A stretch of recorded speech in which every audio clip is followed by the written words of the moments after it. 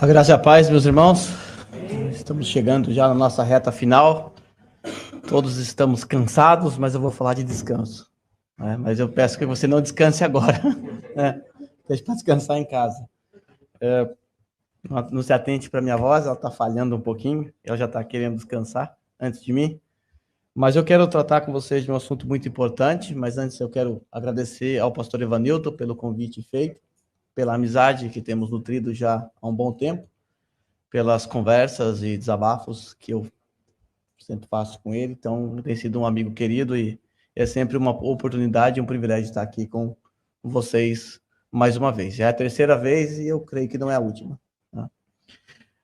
Eu quero, nesse momento, orar com vocês mais uma vez. Depois eu vou fazer a leitura da palavra e você pode tomar seu assento depois disso. Bom, Senhor, mais uma vez, diante da tua palavra, nós reconhecemos a nossa pequenez.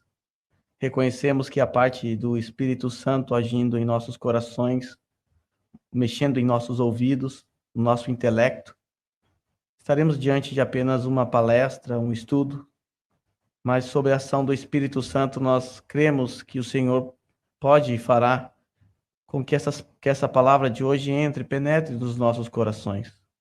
E não só isso, que transforme as nossas vidas, que não seja apenas mero conhecimento, meras instruções teóricas, mas que, na verdade, venhamos a amar o dia do Senhor, a glorificar o Senhor por esse dia que o Senhor criou para nosso deleite e descanso. Nós estamos diante de uma doutrina esquecida, porém bíblica. Então, Senhor, nos faça se arrepender das vezes que nós menosprezamos ou negligenciamos o dia do Senhor e nos faça ter prazer e deleite, como cantamos numa das canções, bom é estar em tua casa, bom é estar em tua presença. Que tudo isso seja de fato real em nossos corações. Diante do Senhor, eu te peço, tenha misericórdia da minha vida e dos meus irmãos também. Amém. Por gentileza, você pode tomar o seu assento. Aí, desculpe, eu não fiz a leitura ainda. Comendo barriga aqui. Desculpe.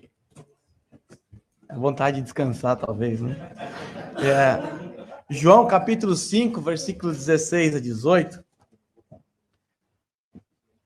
Dentre o assunto que eu vou tratar, há inúmeros textos, mas eu escolhi esse aqui porque tem uma afirmação muito forte contra Jesus aqui, com relação ao dia do sábado. Ele é acusado de violar o sábado. E eu quero aproveitar nesse texto e tratar acerca da doutrina do Shabat, ou do descanso. Diz assim a palavra do nosso Deus. Então os judeus passaram a perseguir Jesus, porque ele estava fazendo essas coisas no sábado. Disse-lhes Jesus: meu pai continua trabalhando até hoje, e eu também estou trabalhando. Por essa razão, os judeus mais ainda queriam matá-lo, pois não somente estava violando o sábado, mas também estava dizendo que Deus era o seu próprio pai, igualando-se a Deus. Assim pode tomar o seu assento.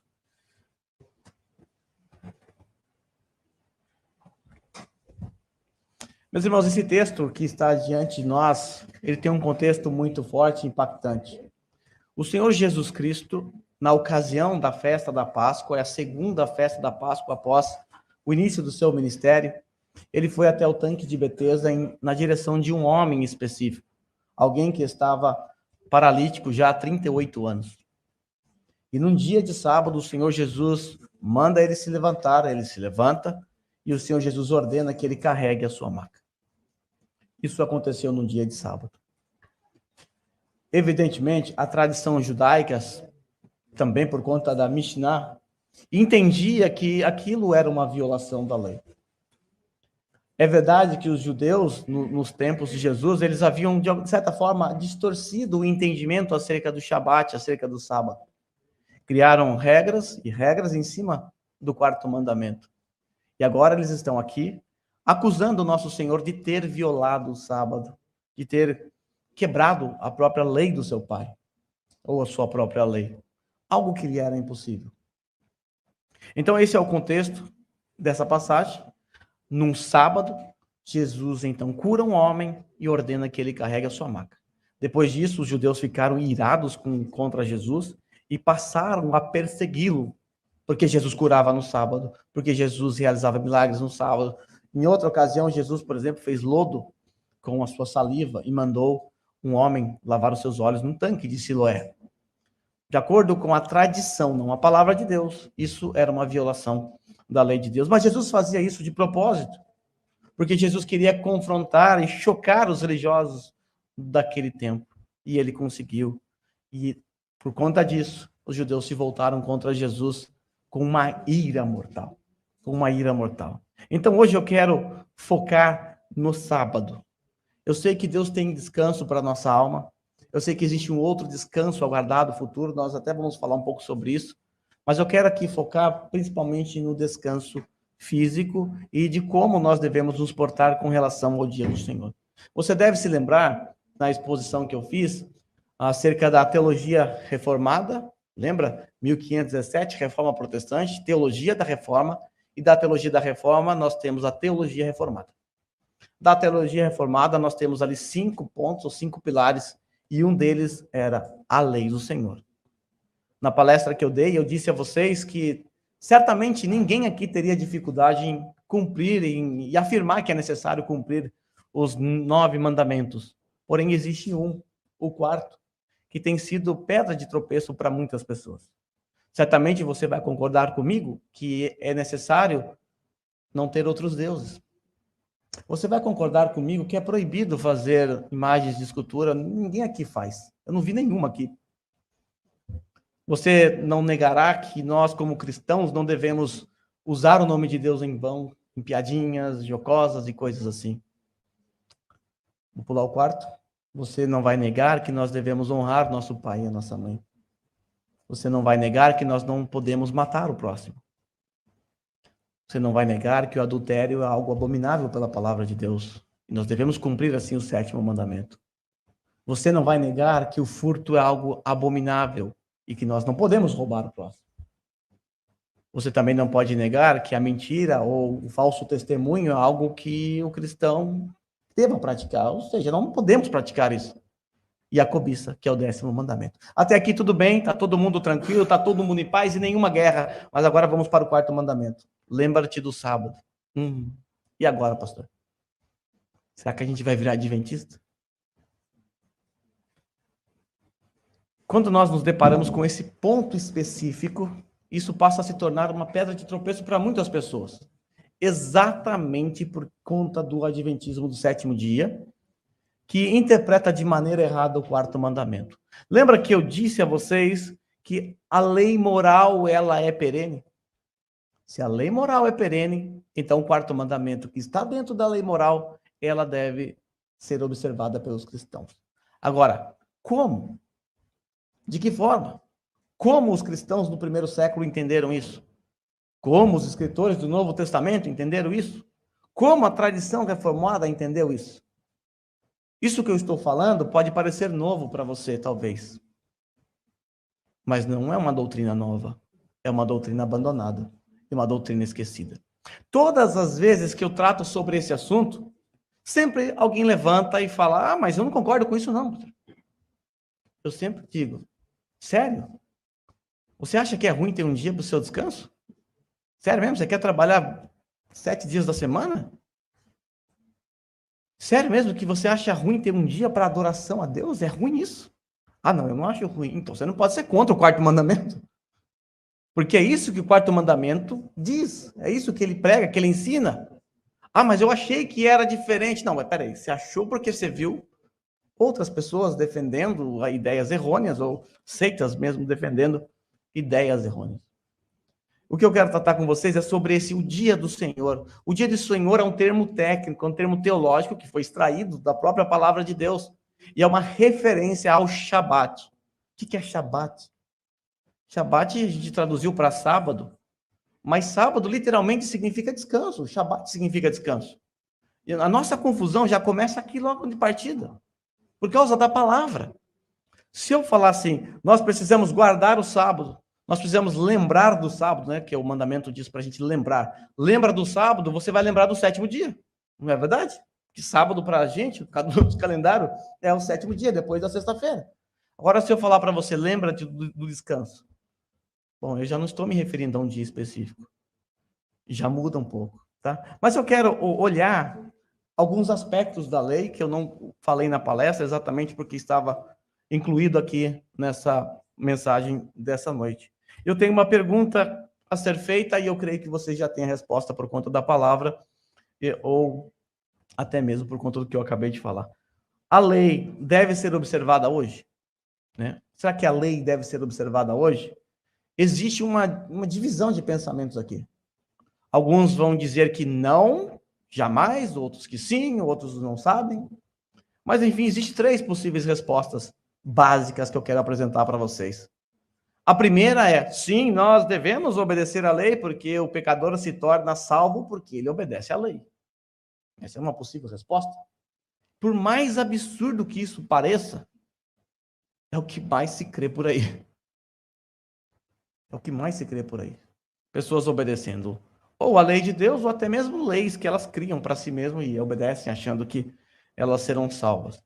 Certamente está reprovada essa visão. Porque a salvação não é com base na obediência à lei, como nós vimos na palestra. Pela graça, mediante a fé. Isso não vem de nós, é dom de Deus. Mas existe ainda uma segunda resposta. A lei deve ser observada hoje? A resposta é não, pois a lei não tem nenhuma relação com os crentes hoje. Também isso é popular. Principalmente por conta de uma visão chamada dispensacionalismo, que faz uma divisão entre o Antigo e o Novo Testamento, uma divisão entre lei e graça, como se não houvesse graça no Novo Testamento, como se também não houvesse lei no Novo Testamento. Jesus não cancelou a lei. Ele veio para cumprir a lei. Em nenhum momento ele disse, a partir de agora, gente, acabou a lei aqui. Em nenhum momento ele disse isso. Ele veio cumprir a lei no nosso lugar. E não houve um momento da história em que Deus disse assim, olha, a partir de agora não precisa mais da lei. Deus nunca deixou de exigir obediência perfeita à sua lei, porque a lei reflete o seu caráter moral. E o que Deus quer dos seus filhos é que você imite ele em perfeição e obediência à lei. Como eu disse para vocês hoje na palestra, ninguém conseguiu fazer isso. E a desobediência a um preceito sequer. Tiago diz, se você tropeçar em um item da lei, você quebra toda a lei. Então, ou seja, se você pecou e tem pecado, você é alguém que transgrediu e violou a lei de Deus e você sabe as consequências disso. Mas não se preocupe, você tem um advogado. Jesus Cristo, quando veio a esse mundo, ele te substituiu em 2 lugares, de 2 formas. Obedecendo a lei no seu lugar e indo para a cruz morrer, porque você desobedeceu a lei. Então, sim, Deus exige obediência. E existe uma relação da lei com o cristão hoje. Nós vimos graça onde? Lá em Gênesis 3:15. O pacto da graça vai me dizer que não existe graça no Antigo Testamento? Vai me dizer que não existe lei na Nova Aliança? Quando perguntaram para Jesus qual é o maior mandamento, havia uma discussão acerca dos 10 mandamentos. Algumas escolas rabínicas diziam, não, é o primeiro, outros diziam era o quarto, e outros diziam, não, é o segundo. O Senhor Jesus não disse assim, gente, é besteira isso aí já passou. Não foi isso que Jesus disse. Ele resumiu o decálogo, os 10 mandamentos em 2. Toda a lei se resume a amar a Deus, uma referência aos 4 primeiros mandamentos da lei, inclusive o Shabat. Se resume a amar a Deus e amar ao próximo como a si mesmo, os outros 6 mandamentos. Jesus resumiu a lei. Ele não anulou a lei. Então, a lei, será que ela não tem nenhuma relação com os crentes? Os que afirmam isso estão reprovados. Estão reprovados. Terceiro, a lei deve ser observada hoje? Resposta sim. A lei moral. Agora eu quero que você guarde essa palavrinha, ela é importante para você entender o Shabat. Tá? Eu sei que a gente está cansado, vocês estão com sono, já estão pensando até no descanso eterno, talvez. Mas, por favor, guarde a sua mente, seu coração e guarde essa palavra, lei moral. Lei moral é 10 mandamentos. Porque a lei moral de Deus está resumida nos 10 mandamentos. E só para que você se lembre, essa lei moral está gravada no coração de todos os seres humanos. Está em Romanos 2,14. Ela estava gravada no coração do casal no Jardim do Éden. O que Deus fez foi registrar os 10 mandamentos em pedras. em tábuas de pedras mais tarde. Mas a lei moral já estava, já existia. Ela sempre existiu desde que Deus criou o homem. E ela sempre reflete o caráter moral de Deus. É o que ele espera dos seus filhos. Essa resposta é a resposta correta, dada pelos cristãos de linha reformada. Esse é o entendimento que nós percebemos das Sagradas Escrituras. Que existe, sim, no que compete à lei moral, uma necessidade de obediência. Como eu disse, 9 está tranquilo, mas vamos deixar tranquilo o quarto também. Eu espero que no final você realmente priorize o dia do Senhor para a glória do Senhor e também para seu descanso e para seu deleite. Então, essa posição ela está aprovada. É a posição que a gente vai encontrar na Bíblia. Que nós vamos encontrar ao longo da história do cristianismo. Eu vou fazer uma viagem histórica com vocês. E também nós vamos encontrar isso na tradição reformada, evidentemente, que reverbera a história da igreja. Talvez a pergunta no momento seja, talvez ainda alguns não entenderam, talvez a pergunta seja, toda a lei deve ser observada? Será que toda ela? De repente você agora está se lembrando de alguns sacrifícios, umas leis estranhas, né? Aí você fala, peraí, mas a gente nunca fez isso aqui na igreja. Pelo menos que eu saiba, não. Eu não sei se teve algum sacrifício aqui algum dia, né? Se tiver, desculpa aí, pastor, eu não sabia. Né? Nós não fazemos isso, nós não sacrificamos mais animais, mas é uma lei, é uma ordem. E agora o problema surge. Como eu faço para saber quais leis eu devo me submeter? E quais eu não devo me submeter? Agora surge um problema. Será que nós devemos obedecer toda a lei do Antigo Testamento? Certamente que não, né?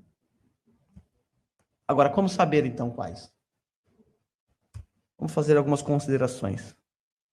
Quero trazer algumas considerações sobre a lei de Deus. Como saber o que deve e o que não deve ser observado nessa lei. Meus irmãos, para responder a essa questão, é preciso relembrar a divisão tripla da lei.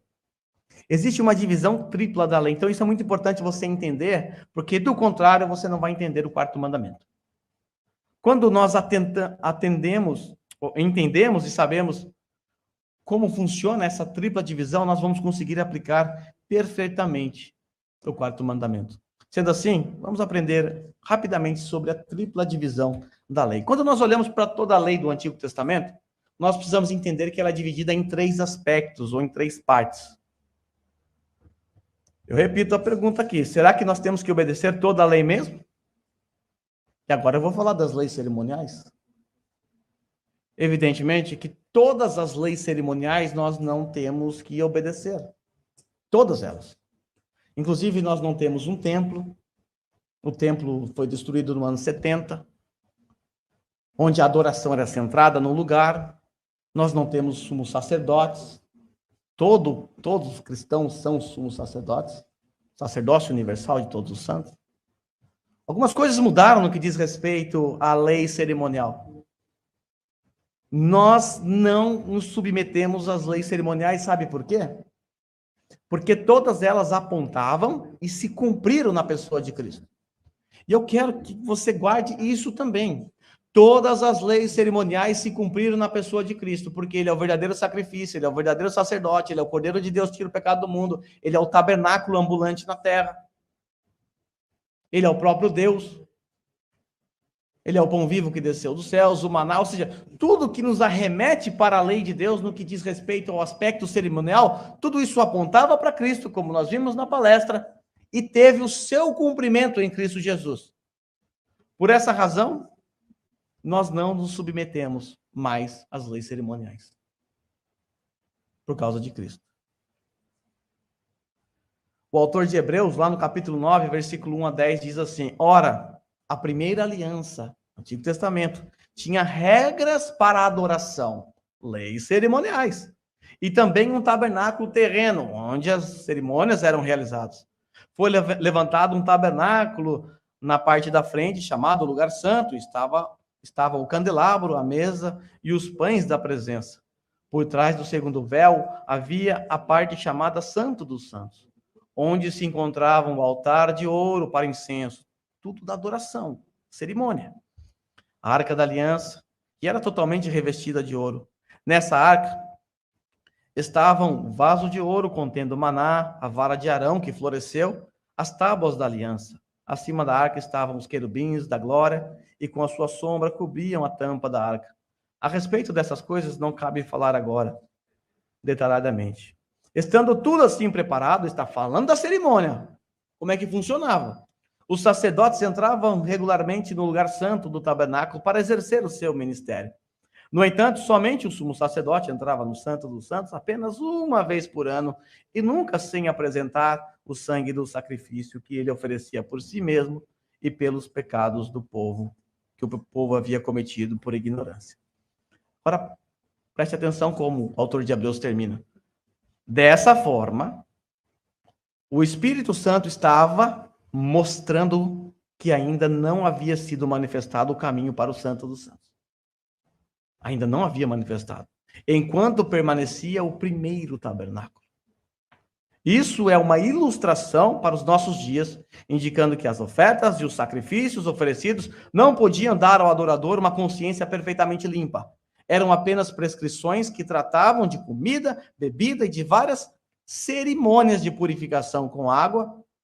Agora, veja só, essas ordenanças exteriores foram impostas até o tempo da nova ordem. Até o tempo da nova aliança. As leis cerimoniais cessaram com a chegada da nova aliança, porque Hebreus 10:1, a lei traz apenas a sombra dos benefícios que hão de vir e não a sua realidade. A realidade é Cristo. Essa verdade também foi registrada na nossa confissão de fé, lá no capítulo 19, parágrafo 3. Veja aí. Deus se agradou em dar ao povo de Israel leis cerimoniais contendo diversas ordenanças típicas, em parte de adoração, prefigurando Cristo, prefigurando suas graças, ações, sofrimentos e benefícios, e em parte mantendo várias instruções de deveres morais. Todas as leis cerimoniais sendo impostas apenas até o tempo da reformação, da nova aliança, são por Jesus Cristo o verdadeiro Messias e o único legislador que foi dotado com poder da parte do Pai para esse fim, cumpridas e revogadas. Tá? Por isso que nós não matamos mais animais. Fica-nos evidente, então, irmãos, que as leis cerimoniais foram dadas com o intuito de apontar para o nosso Senhor Jesus Cristo. E uma vez que o Senhor Jesus Cristo adentrou a este mundo, morreu naquela cruz, se fez o verdadeiro sacrifício, o sacrifício perfeito, todas as leis cerimoniais cessaram. Então, guarde isso, por favor. Eu vou apresentar mais outros pontos aqui, mas esse ponto é fundamental para você entender o Shabat. Todas as leis cerimoniais cessaram em Cristo Jesus, porque temos nele o cumprimento. Mas existe também as leis civis ou judiciais. Deus também deu ao povo de Israel algumas leis para normatizar ou para legislar sobre a nação, sobre as condutas dos filhos de Deus, dos filhos de Israel. A finalidade dessa lei que Deus deu era simplesmente regular a sociedade civil do Estado teocrático. Lembre-se que Deus estava no governo e ele estava regulando a sociedade civil de Israel naquele tempo. Esse aspecto também está registrado na nossa confissão de fé. Veja aí. Para eles, Israel é étnico. Ele também deu várias leis civis que expiraram com a nação daquele povo. Nós não estamos debaixo dessas leis. Nós estamos debaixo das leis do Japão ou do Brasil, país em que você vive. Mas para aquele povo que não tinha uma lei civil, Deus também deu leis civis. Não obrigando ninguém em virtude daquela instituição, somente a sua equidade geral possui um valor moral. Quando você olha para as leis civis na palavra de Deus, no Antigo Testamento, você percebe que nós encontramos nas leis de hoje uma semelhança. Por exemplo, você bate no carro de alguém, você tem que pagar. Você encontra esse princípio lá na lei civil de Israel. Uma equidade moral que está presente em quase todas as nações, em quase todas as leis de todos os países. Olhando de um espectro maior, nós percebemos que estas leis foram dadas para a preservação e organização do povo, conforme nós vimos hoje à tarde, por conta do Pacto da Graça. Então, essas leis foram dadas ao Israel étnico, que cumpriu o seu papel, e agora nós não temos nada a ver com essas leis, é verdade. Mas existe a lei moral. Se a lei civil e a lei cerimonial não são aplicadas a nós hoje, eu repito, a lei moral, sim, ela é perene. Ela é para sempre. Por quê? Porque essa lei, ela reflete o caráter moral de Deus.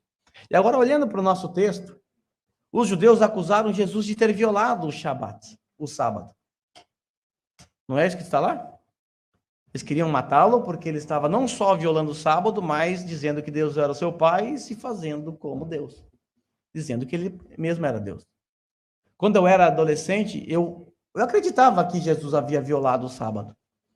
Quando eu debatia com um adventista, por exemplo, eu dizia para eles que a gente não tinha que guardar o sábado, que no caso é o 7º dia deles, né? Porque nem Jesus obedeceu, para que eu vou obedecer? Era isso que eu falava. Que eu estou confessando um monte de heresia do passado, né? Há esperança para vocês também, se vocês forem hereges. Não se preocupe, estamos todos aprendendo, né? Todo mundo foi um herege um dia. Quem nunca falou uma besteira que atire a primeira Bíblia? Né? Todos nós, né? Deus é gracioso e limpa a nossa mente, né? Veja aí o que a nossa confissão diz. A mesma lei que primeiramente foi escrita no coração do homem, continuou a ser a regra perfeita de justiça após a queda. Continuou a ser a regra perfeita de justiça após a queda. Posteriormente, essa lei foi entregue por Deus no Monte Sinai em 10 mandamentos e escrita em tábuas. Os 4 primeiros mandamentos contêm nosso dever para com Deus e os outros 6, nosso dever para com o homem. Capítulo 19, parágrafo 2. O apóstolo Paulo registrou essa verdade em Romanos, capítulo 2, versículo 15 em diante. De fato, quando os gentios que não têm lei, presta atenção, gentio que não tem lei, praticam naturalmente o que ela ordena, tornam-se lei para si mesmos. Não tem lei, como é que ele consegue praticar a lei? Embora não possuam a lei, pois mostram que as exigências da lei estão gravadas em seu coração. Estou falando dos gentios. E diz assim, disso dão testemunho também a sua consciência e os pensamentos deles, ora acusando-os, ora defendendo. Eu sei que o pecado mancha essa percepção da lei de Deus, mas a gente consegue perceber na vida de muitos ímpios essa noção de que adultério é errado, essa noção de que roubar não é certo. O pecado manchou, estragou tudo, é verdade, então muitos acabam, por obstinação, cometendo esses pecados. Mas quando eu olho para a cultura japonesa, eu percebo que há muitos padrões da palavra de Deus, da lei moral, presente na vida de alguns japoneses. Está gravado no seu coração. A lei moral está lá. E está lá também para o acusar. Veja como Jesus usou a lei moral para responder o mestre da lei, quando ele foi ali questionado ou inquirido a respeito do maior mandamento, como eu mencionei. Ao ouvirem dizer que Jesus havia deixado os saduceus sem resposta, os fariseus se reuniram. Um deles, perito na lei, pôs o Senhor à prova com esta pergunta: Mestre, qual é o maior mandamento? Jesus respondeu: ame o Senhor, o seu Deus, de todo o seu coração, de toda a sua alma, de todo o seu entendimento. Este é o primeiro e maior mandamento, a primeira tábua da lei. E o segundo é semelhante a ele: ame o seu próximo como a si mesmo. Segunda tábua da lei. Destes 2 mandamentos dependem toda a lei e o profeta. Jesus não anulou a lei. Deixa eu verificar se vocês me entenderam aqui. Como cristão, nós devemos obedecer os 10 mandamentos? Sim? Tudo bem? Tranquilo para vocês? E o quarto está tranquilo agora, por enquanto? Ainda pode ser que ainda não, né? Tá cheirando adventismo melhorado isso aqui, hein? Quando eu expus isso a primeira vez, um irmão da igreja que veio do adventismo, ele... Pastor, eu não concordo isso aí, tá parecendo adventismo. Porque se a gente não se atentar, a teologia por detrás disso parece mesmo. E aí nós temos a tendência de desembocar no mesmo legalismo que os adventistas cometem. Mas os adventistas, eles erram por desconsiderar essa divisão tripla da lei. A gente vai ver isso daqui a pouco. Mas deixa eu apresentar a vocês agora o 4º mandamento e apresentar a vocês os 2 aspectos desse 4º mandamento. Agora, eu preciso que você não se esqueça que toda a lei cerimonial foi cumprida em Cristo. Não se esqueça disso. Isso é importante agora. Senão você não vai entender o 4º mandamento. Toda a lei cerimonial foi cumprida em Cristo Jesus. E agora eu vou apresentar a vocês os 2 aspectos deste 4º mandamento. Vamos entender quais são os aspectos do quarto mandamento. O quarto mandamento, ele teve origem no descanso de Deus, né? O sétimo dia, o Senhor, após concluir a sua criação, ele descansou, tá? Não é que Deus está cansado, né? Deus não se cansa. Descansou significa simplesmente que ele parou de criar, não criou mais nada na obra da criação. Cerrou a semana ali de criação. O quarto mandamento, então, teve origem no descanso de Deus, após a conclusão da criação. Afinal, Deus descansou. Porém, o Shabat... Opa, aqui apareceu aqui já. O Shabat, ele tem um aspecto moral, evidentemente. Por quê? Porque todo o decálogo, todo o mandamento, ele é a lei moral de Deus, não é? Todo o decálogo é a lei moral de Deus. Se o quarto mandamento está dentro do decálogo, então ele tem um aspecto moral. Se há um aspecto moral dentro do quarto mandamento, isso significa que existe algo no quarto mandamento que eu tenho que honrar e respeitar. Então, o primeiro ponto que eu preciso que você tenha na sua mente é que há um aspecto moral no Shabat. Porém, é importante que você saiba também que o quarto mandamento, quando Deus deu a lei a Moisés, e depois quando essa lei foi explanada, o quarto mandamento, ele recebeu uma roupagem cerimonial. Ele recebeu uma roupagem cerimonial lá no Monte Sinai, no desdobramento do Monte Sinai. Então, me acompanha aqui. O quarto mandamento, ele já vinha com uma lei moral. Deus descansou, então espera-se, pela lei da natureza, que as suas criaturas também descansem. Lei moral. A lei moral aponta para um dia em 7 de descanso. Esse é o princípio, é o preceito da lei moral. Descansar um dia em 7. Quando nós chegamos lá no Monte Sinai, nós recebemos uma roupagem cerimonial. Porque no 7º dia, Israel agora foi ordenado a realizar as suas cerimônias. O quarto mandamento recebeu uma roupagem cerimonial lá no Monte Sinai. E por receber essa roupagem cerimonial, os judeus passaram então a considerar, porque já era natural, porque Deus havia descansado no 7º dia, eles passaram a considerar o 7º dia como o dia da adoração cerimonial. Então veja comigo, nós temos aqui então, no Monte Sinai, a tábua de pedra sendo entregue. Antes disso, nós temos a lei moral, o preceito moral do Shabat, descanse um dia em 7. Depois, no Monte Sinai, o quarto mandamento, dos 10 mandamentos, é o único que recebe uma roupagem. Colocaram uma roupa cerimonial nele, lá no Monte Sinai, quando Deus entregou ali para Moisés. Então, vamos pensar. O sábado, ele tem um aspecto moral e tem um aspecto cerimonial. Como eu acabei de afirmar para vocês, no que compete ao aspecto moral, ele já vinha desde a criação. A partir daqui, lembre-se disso, a partir daqui, o quarto mandamento recebeu uma roupagem cerimonial. Agora vamos entender qual era o conceito ou preceito do aspecto moral do quarto mandamento. No que diz respeito ao aspecto moral, o aspecto moral aponta para a ideia de descansar um dia em 7. Um dia em 7, bom, pode ser na segunda, pode ser na quarta. Não fala especificamente de um dia. Pela lei da natureza, o 7º dia passou a ser tradição normal, porque Deus havia descansado no 7º dia. Mas não havia uma ordem para se descansar diretamente no 7º dia. Essa ordem passou a ser dada lá no quarto mandamento. Mas o preceito moral dizia, descanse um dia em 7. E o preceito cerimonial diz assim, descanse e adore agora no 7º dia. Então algo mudou aqui.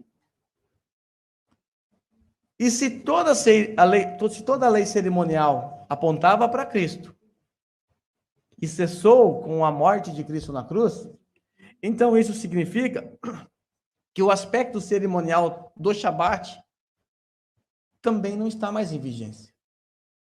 Por essa razão, nós não somos apegados ao 7º dia. Por essa razão, nosso culto não é no sábado como um legalismo. Por essa razão, nós, diferente dos adventistas, nós não acreditamos que a desobediência do 7º dia, ou não adorar Deus no sábado, afeta na nossa salvação. Nós não pensamos assim. Porque nós entendemos claramente que o aspecto cerimonial do 4º mandamento se cumpriu em Cristo, porque Cristo é o nosso verdadeiro descanso, e Ele inaugurou um novo descanso para nós. Um descanso maior do que o descanso sabático. Cristo Jesus é o verdadeiro sábado, é o verdadeiro shabat, é o verdadeiro descanso. O shabat apontava para Cristo, que inauguraria um descanso para nós. E aponta para um descanso maior, um descanso futuro, onde nós também descansaremos. É exatamente isso que nós percebemos no 4º mandamento. Nós percebemos no 4º mandamento essa necessidade de descansar um dia em 7. E nós não estamos apegados ao aspecto cerimonial que manda adorar no sábado, ordena que adore no sábado, no 7º dia, e descanse somente nesse dia. Então veja, Israel, ele estava debaixo dessa lei cerimonial até que Jesus Cristo morresse naquela cruz, cumprindo assim toda a lei. Nosso problema é que quando nós lemos a palavra sábado, nossa cabeça dá uma bugada. Mas eu quero trocar a palavra sábado por descanso. Lá em Êxodo capítulo 20, do versículo 8 ao 10. Você vai perceber claramente, quando eu trocar a palavra sábado pela palavra descanso, você vai perceber o preceito moral ali tranquilamente. Agora, se você ler sábado aqui pensando no 7º dia, o dia que vem depois da sexta-feira, a sua mente automaticamente vai pensar no aspecto cerimonial. E você vai se lembrar das ordens que Deus deu, da adoração e tudo mais. Mas veja aí, lembra-te do dia de sábado, vou usar sábado primeiro, para santificá-lo. Sábados, depois da sexta. Beleza, lembrei. Trabalharás 6 dias e neles fará todos os teus trabalhos, mas o 7º dia é o sábado dedicado ao Senhor. Sábado, antes do domingo, entendi. Nesse dia não farás nenhum trabalho algum, nem tu, nem teus filhos e filhas, nem teus servos, servas, e etc, etc. Agora eu vou trocar a palavra. Lembra-te do dia de descanso para santificá-lo. Bom, nós temos um aspecto moral aqui. Descansar um dia em 7. Lembra do dia de descanso para santificá-lo. Trabalharás 6 dias. Não falou de segunda a sexta? Trabalharás 6 dias e neles fará todos os teus trabalhos. Mas o 7º dia é descanso dedicado ao Senhor. Isso muda um pouco.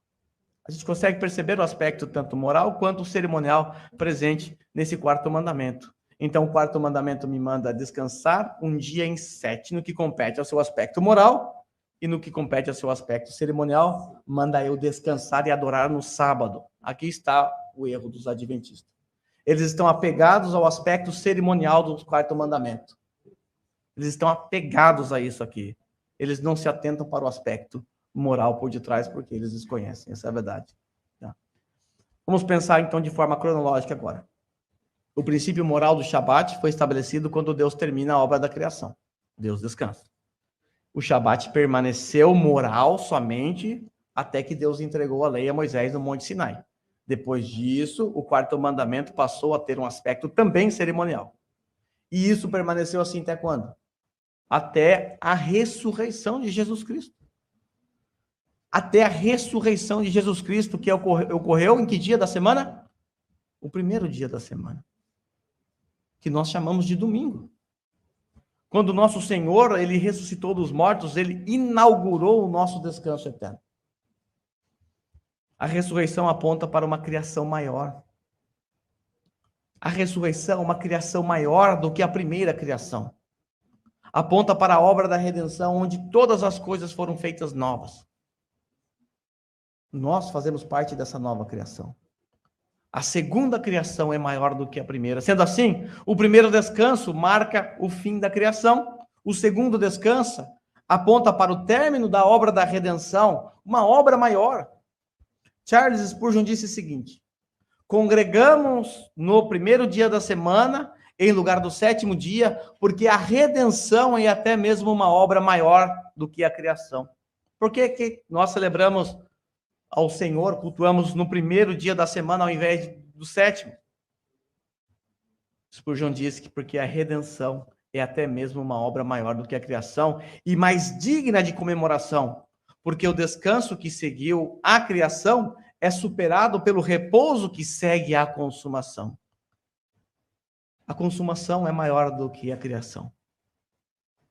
Essa é a ideia aqui presente no pensamento do Spurgeon. Sendo assim, irmãos, após a ressurreição de Jesus, o aspecto cerimonial do quarto mandamento foi simplesmente abolido. Não existe mais o aspecto cerimonial do quarto mandamento. Nesse ponto, nós não podemos ser legalistas. Por exemplo, o nosso culto é no domingo.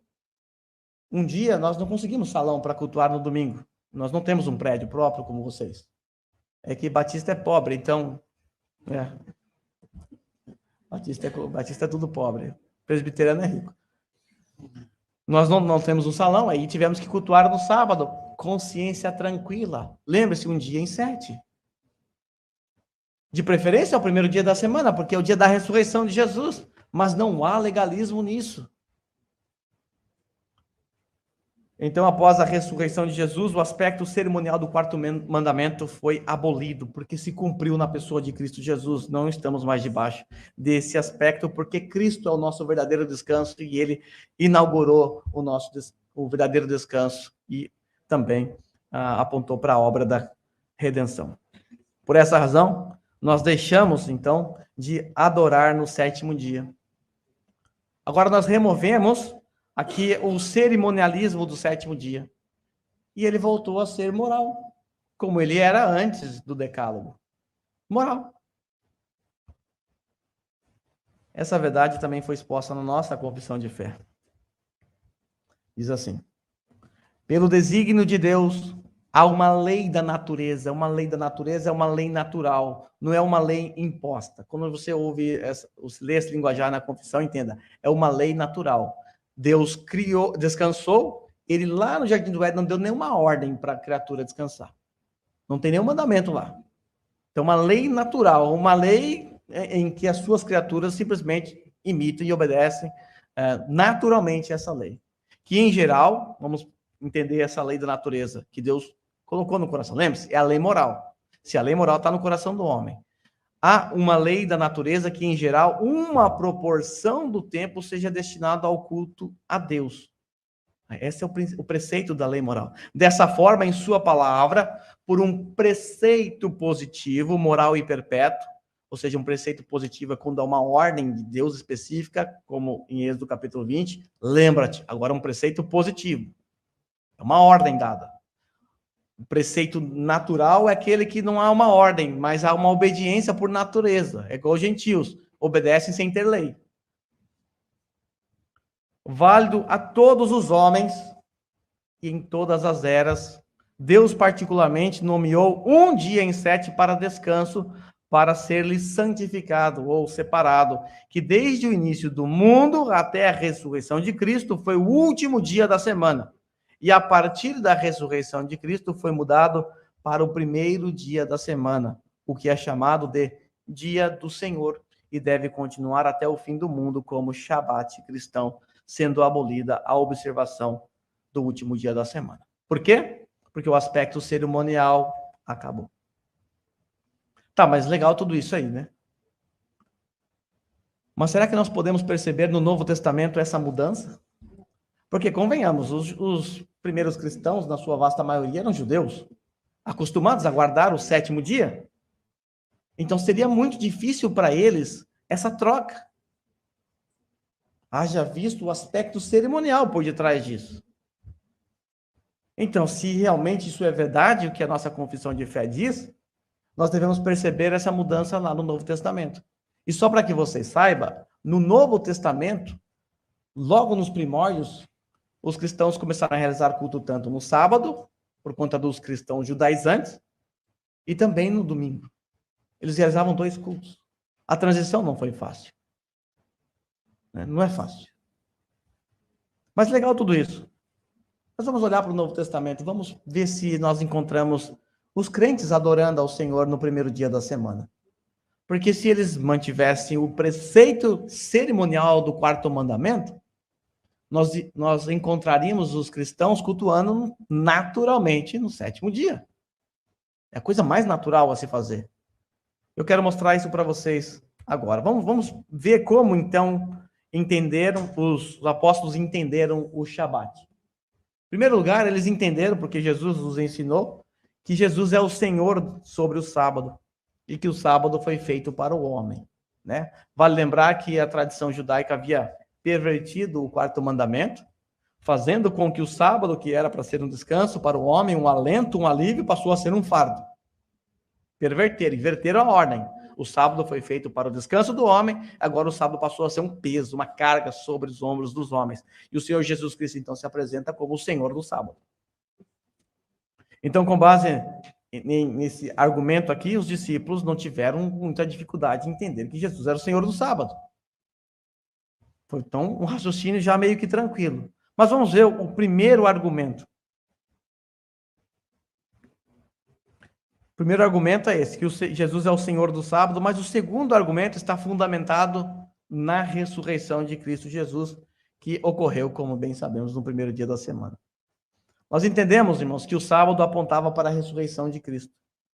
E a ressurreição apontava para o nosso verdadeiro descanso. Existe uma ordem. Mas vamos ver agora alguns textos no Novo Testamento. O primeiro texto que eu quero apresentar a vocês é Atos, capítulo 20, versículo 7.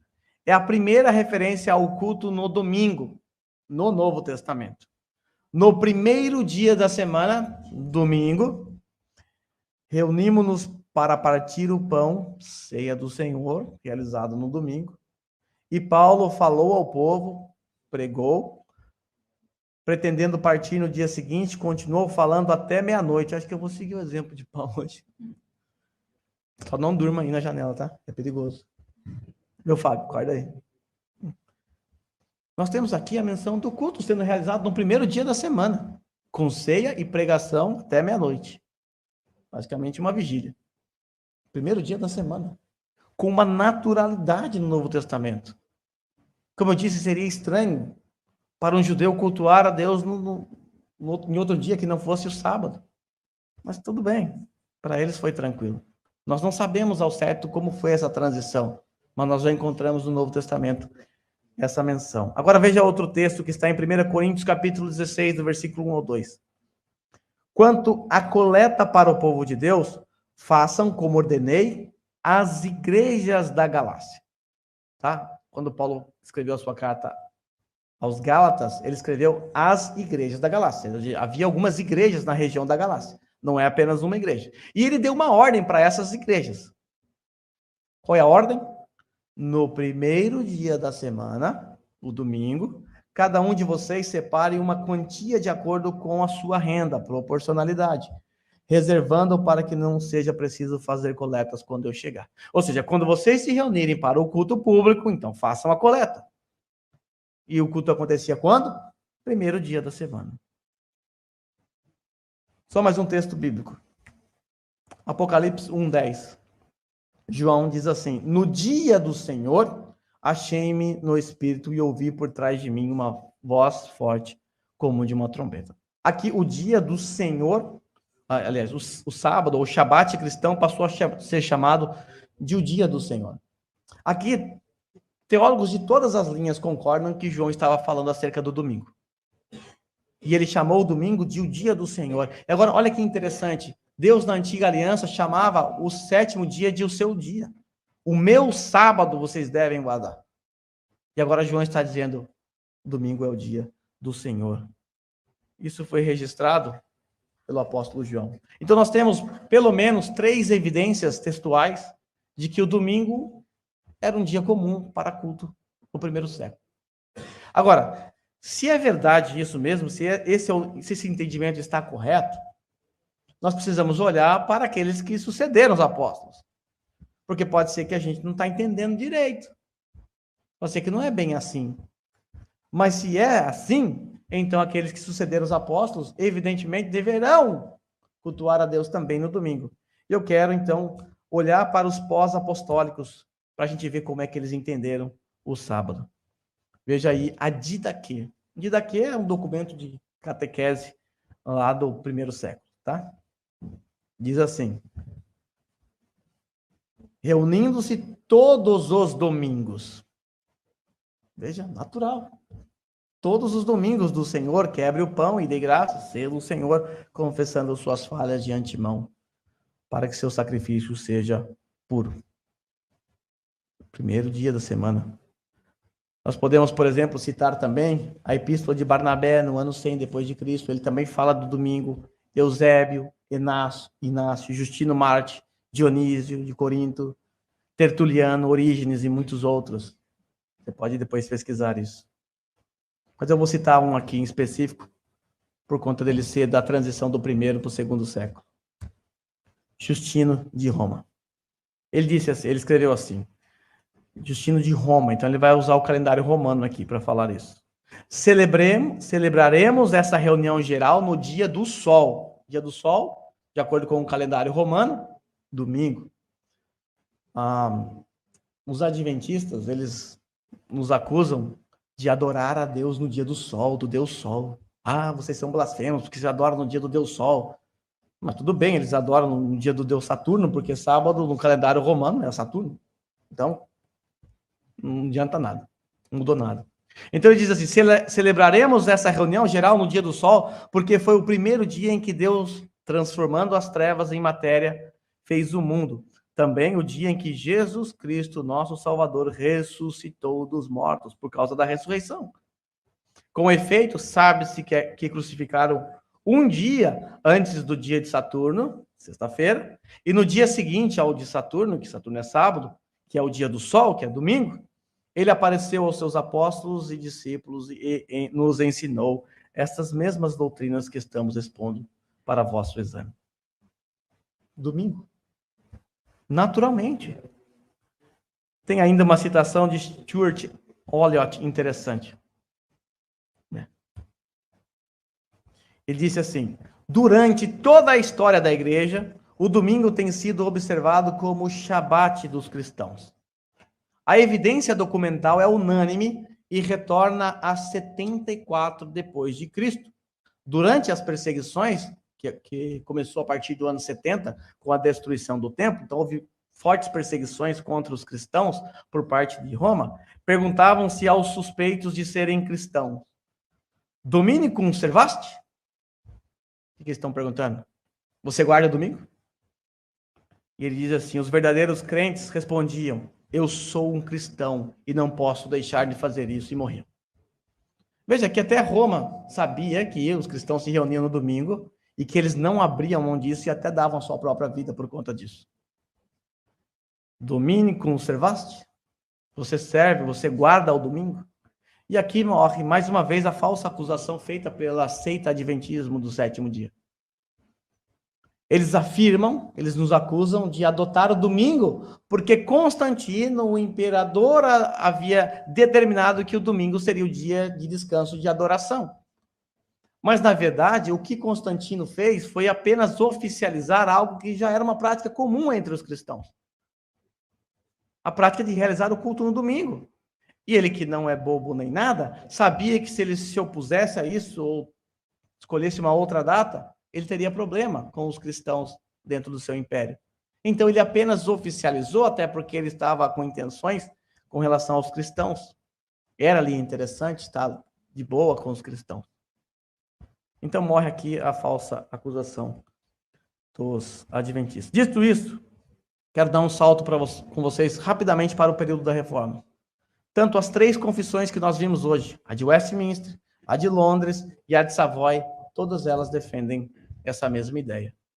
Então, veja, nós temos aqui um lastro histórico. Começando pelo Novo Testamento, os pós-apostólicos, alguns que vieram um pouco depois, mais tardio, e agora século XVI também. Então, veja, não é uma doutrina nova. É uma doutrina abandonada, é verdade, é uma doutrina esquecida. É uma doutrina que parece estranha para nós hoje, mas não é para ser assim. Agora, veja só o que a nossa confissão de fé diz aí. Pelo desígnio de Deus... isso aqui eu já li. Vou pular isso aqui. Como nós devemos observar o Shabat, então, na prática? Agora que é o ponto interessante. Se existe um preceito moral por detrás do quarto mandamento, já que o cerimonial foi embora com Cristo, como eu devo observar o quarto mandamento? Em primeiro lugar, se despindo do legalismo. Nós não podemos ser legalistas com relação ao quarto mandamento. Legalismo nunca é uma coisa boa. Aceita o adventismo do sétimo dia? Eles são legalistas. Então, se você quer saber um padrão de legalista, olhe para eles. Olhe para eles. Não é essa a ideia. Nós não devemos guardar o quarto mandamento com um peso, com uma carga, como um legalismo. Eu tenho que fazer porque senão eu vou para o inferno, senão Deus não vai me abençoar, ou alguma troca que você faz com Deus. Isso é legalismo. É criar uma lei acima do que Deus estabeleceu. E muita gente pensa assim, com relação a tantas outras coisas. O Shabat não pode ser um fardo para nós. Jesus deu o Shabat, Deus deu o Shabat para nós como um deleite. É um deleite para o cristão estar aqui em adoração coletiva. Pelo menos deveria ser. Se você for um cristão, é assim que tem que ser. É um deleite. Você canta, fico feliz em ir em tua casa. Você tem que ficar feliz. Apesar de não, casa é apenas uma maneira, um eufemismo, né, para um lugar que se reúne. Mas a gente fica feliz. Eu estou cansado, mas eu estou muito feliz. Vocês são muito legais. Vocês estão me aguentando até agora? Vocês moram aqui no coração e não pagam aluguel. Spurgeon, comentando sobre a perpetuidade da lei moral de Deus, ele disse assim: a respeito de uma particularidade sobre a qual havia um pouco de cerimonialismo envolvido, em outras palavras, guardar o Shabat, o nosso Senhor a aplicou e mostrou que o pensamento judeu não era verdadeiro. Os fariseus proibiam até mesmo as obras de necessidades e misericórdia, como, por exemplo, debulhar espigas de milho para matar a fome e curar os enfermos. A lei de Deus, ela permitia obras de misericórdia no sábado. Quando o Senhor Jesus curou aquele homem, era um ato de misericórdia, mas o legalismo fez com que eles se sobrepusessem à lei de Deus. Spurgeon prossegue: nosso Senhor Jesus Cristo mostrou que proibir essas atitudes não estava de modo algum em conformidade com a mente de Deus. Ao distorcer a palavra e levar uma observância externa ao extremo, perderam o sentido da lei sabática, a qual sugeria obras de misericórdia como o verdadeiro santificar do dia. Mostrou que o descanso sabático não era mera inatividade. Jesus disse: meu pai trabalha até agora, que eu também trabalho. Não é inatividade, não é ficar com as pernas para cima. É dia de adoração, é dia de comunhão. Irmãos, tem dias que eu quero ir para minha casa, após o culto, eu estou exausto. Tem dias que os meus filhos, depois do culto, vêm: pai, vamos para casa, que eles querem ir embora. Mas eu sempre preciso lembrá-los: não, filho, nós vamos ficar com os irmãos, porque hoje é o dia do Senhor. O Senhor separou esse dia para nosso deleite. Vamos no restaurante com os irmãos. Vamos crescer com os irmãos. É um dia de descanso. É para você se desvencilhar do seu dia a dia, do seu descanso, lá das suas tarefas, dos seus afazeres no dia a dia. É um dia para você estar com a família da fé. Às vezes você só vê no domingo. E aí você nem passa um minuto com eles. É verdade, irmãos, que há coisas que nós não conseguimos fazer. Há coisas que nós não podemos deixar de fazer no domingo. Vou dar um exemplo para você. A minha esposa resolveu dar à luz no domingo. Vou falar para ela: dia do Senhor, né? Espera aí. Acho que dá para aguentar. Tive que levá-la no hospital. Um dia, um irmão precisou ir para o hospital e ele começou a ligar para os irmãos da igreja às 6 horas da manhã. O culto começa às 10. E eu fui o único que atendi. Eu tive que correr e levá-lo para o hospital. Cheguei no final do culto. Eu acho que nem consegui ir para o culto, na verdade. Acho que eu nem consegui ir para o culto. Mas eu ia deixar o irmão: fica aí. Sofre aí, meu irmão. Acabar o culto, eu passo aí. Deus é prioridade. A lei sempre permitiu obras de misericórdia. Veja, não é legalismo.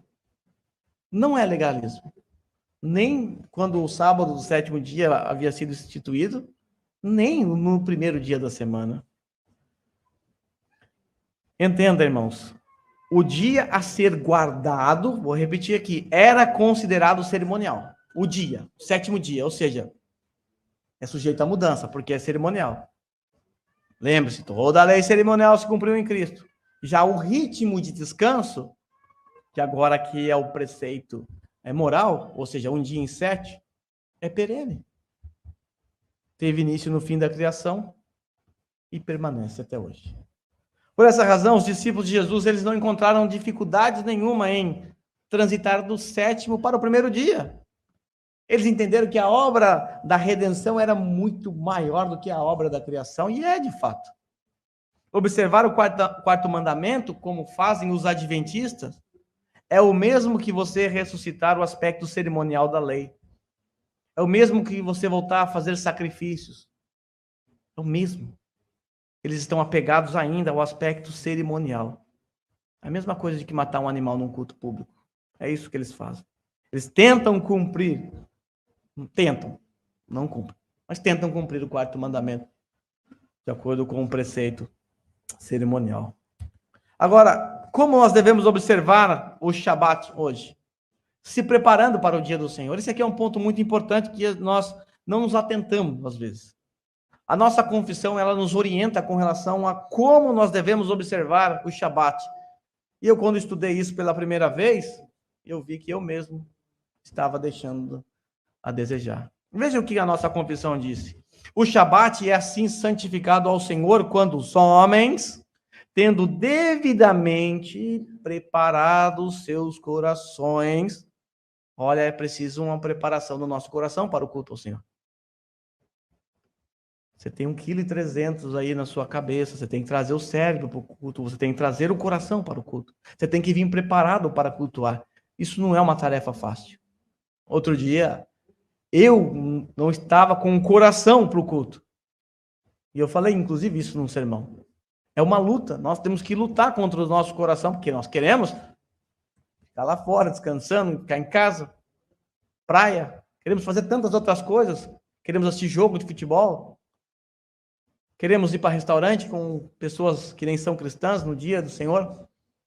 Por quê? Porque é prazer.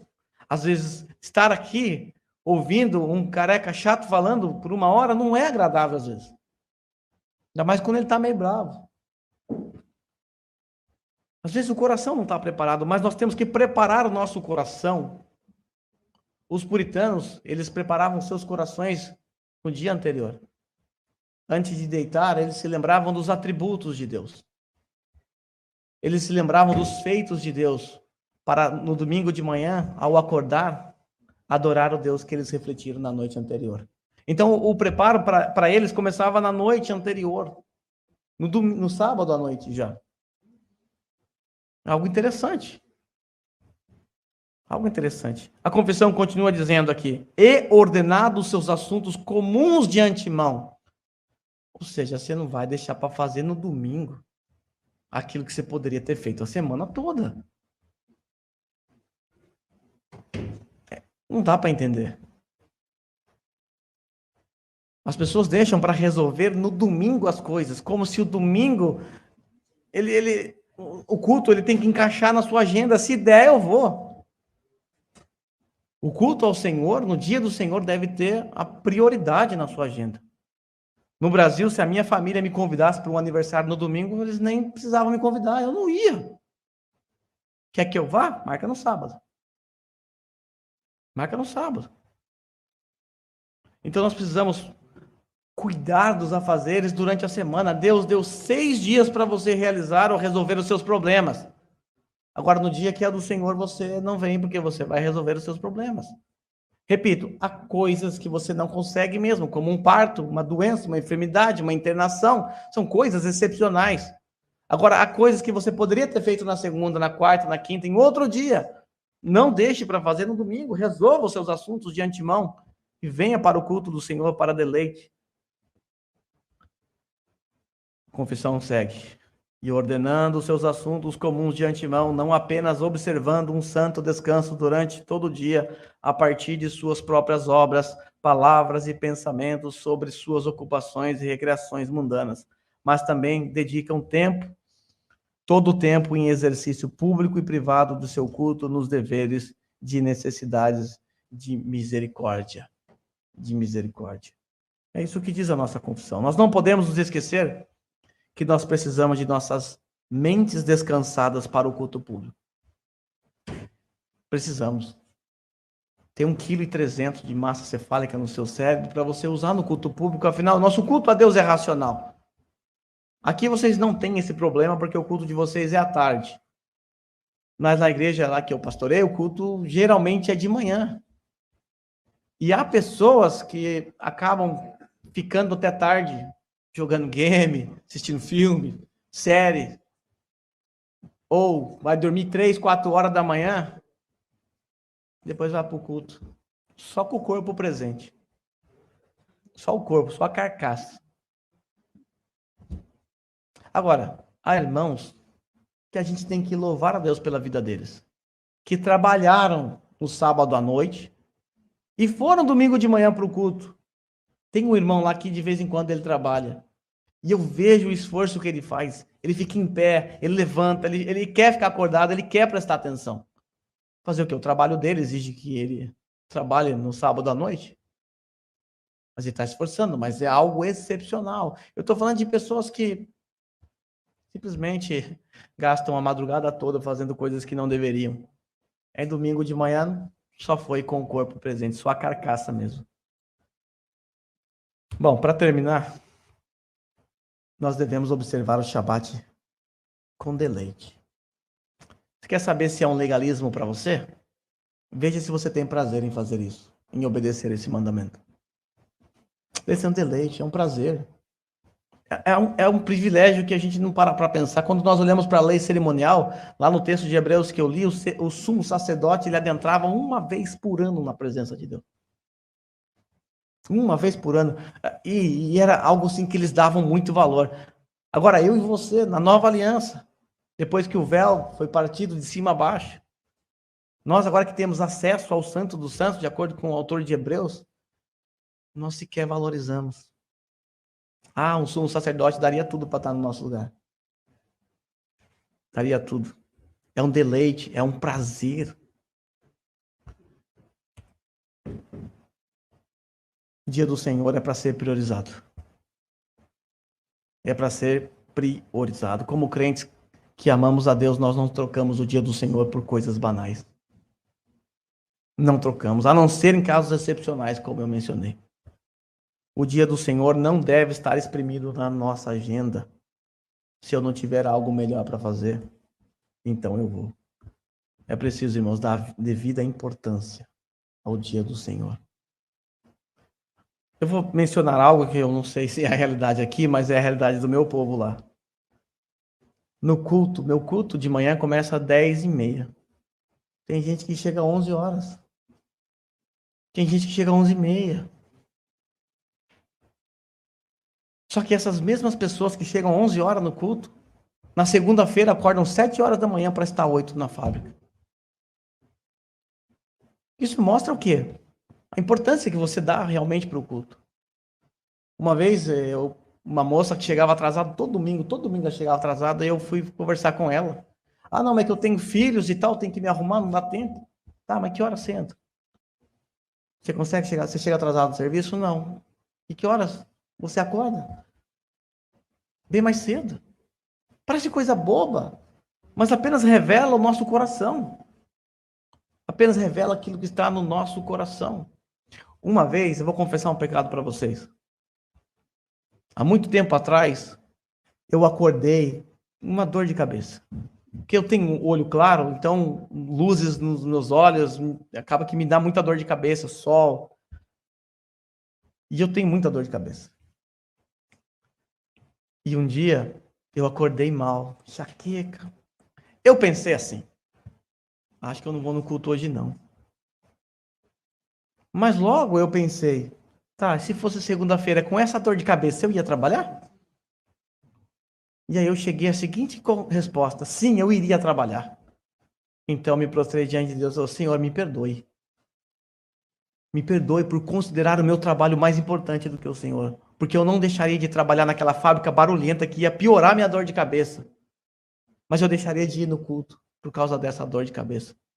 Então muitas pessoas faltam no culto público por coisas que elas não faltariam se fosse para trabalhar, se fosse para uma viagem, se fosse para uma diversão. Não vou porque eu tô cansado, eu trabalhei à noite. Chama para ir para a praia, chama para ir para um restaurante, fala que você vai pagar, chama para um churrasco. Aí vai. Aí vai. Isso revela somente o nosso coração. Revela a importância que nós damos ao dia do Senhor. Fico feliz em vir em tua casa. Será mesmo? Uma pergunta que nós precisamos responder. E eu vou terminar. Há um organograma interessante. Você, quando pensar em não ir ao culto, se tiver essa dúvida, por exemplo, será que você deve ir ao culto no domingo? Aí você está em dúvida.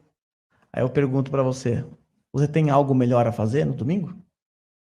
Se a sua resposta for não, então vá ao culto. Se a sua resposta for sim, sim, eu tenho algo melhor a fazer. Eu te pergunto, você tem certeza mesmo? Tem certeza que você tem algo melhor a fazer? Se você me responder que não, então eu te digo, vá ao culto. Se você responder que sim, eu vou te dizer assim, então repita comigo. Senhor, eu vou fazer tal coisa no dia do Senhor, porque é mais importante do que estar com o Senhor no dia do Senhor e com os meus irmãos. Tem coragem de dizer isso? Se você tiver coragem de dizer isso, eu lamento por você. Agora, se você não tem coragem para dizer isso, vá ao culto. Se você ainda pensa que essa coisa que você quer fazer no domingo ainda é importante, você pensa, é importante para você mesmo, de verdade? Se você falar que não, eu digo, vá ao culto. Se você falar que sim, eu vou perguntar, tem a ver com o seu trabalho? Com o sustento da sua família? Sim, tudo bem. Não, então vá ao culto. O que você vai fazer poderia ter sido feito em outro dia da semana? Não, é uma obra de misericórdia. Então tudo bem, meu irmão. Agora sim, poderia ter sido feito ontem. Então vá ao culto. Vá ao culto. Amar ao dia do Senhor para nós não é um legalismo. Nós não amamos o dia, nós amamos o Senhor do dia. É o Senhor do dia que está em voga. Ele deu um dia para nosso deleite, para a glória dele. O fim principal do homem é a glória de Deus. Quando nós menosprezamos o quarto mandamento, nós não estamos glorificando a Deus. Nós estamos desprezando o descanso que ele mesmo nos deu. E meu tempo já se foi. Aí eu falei que ia até meia-noite, né? Não. Você falou para eu ficar tranquilo com o tempo. Ok, meus irmãos, foi um pouco extenso e longo, eu peço perdão a vocês. Se ficou um pouco confuso, é o cansaço, tá? Eu preciso do descanso. Vamos orar nesse momento mais uma vez, depois o pastor Evanildo pode vir aqui à frente. Senhor, nós confessamos a Ti os nossos pecados. Reconhecemos que todos nós, de certa maneira, temos menosprezado esse dia que o Senhor criou para nosso deleite, para adoração, para comunhão com os santos, para nosso crescimento e maturidade na fé. A verdade, Senhor, é que quando nós desprezamos esse dia, nós estamos desprezando o Senhor, porque o Senhor é o alvo principal desse dia. Nós não nos reunimos no dia do Senhor para entretenimento ou para qualquer outra coisa, a não ser para a glória do Teu nome, a não ser para crescer na graça, no conhecimento, no aprendizado, para sermos edificados uns com os outros. Então, quando esse dia é desconsiderado, nós estamos, na verdade, desconsiderando o Senhor do dia. Então, perdoa os nossos pecados. É verdade, Pai, que muitas vezes nosso coração nem sequer quer estar aqui. Estamos pensando agora, talvez, no dia de amanhã, no jumbe para o trabalho. Estamos já preocupados com a segunda-feira, enquanto estamos aqui adorando ao Senhor. Perdoa, Senhor, por nos preocupar com coisas que não deveríamos nos preocupar nesse momento. Perdoa, Senhor, mas o nosso coração é falho. Por vezes nós seremos enganados por nossos desejos e vontades e tenderemos a menosprezar o Senhor, menosprezando o seu dia. Faça, Senhor, com que esse dia se torne um deleite para os nossos corações, para as nossas vidas, e que a partir da semana que vem, aqueles que chegam atrasados, que não cheguem tão somente porque estão com medo de serem cobrados, mas que não cheguem porque amam o Senhor. Se aqueles que faltam por qualquer coisa, não levando em conta a importância desse dia, que não falte por o legalismo, mas que venha ao culto por amor ao Senhor e à tua palavra. Ajuda-nos, Senhor. Tivemos um dia abençoado. Cansados fisicamente, é verdade, mas nós encontramos nas tuas palavras, nos estudos, um descanso para nossa alma. Nossa alma está descansada e deleitada no Senhor nesse dia. O nosso corpo logo vai descansar. Então, Pai, obrigado por esse dia tão puxado e cansativo, mas foi um dia para a tua glória, ao qual nós não estamos reclamando, estamos apenas agradecendo. Amém, Senhor.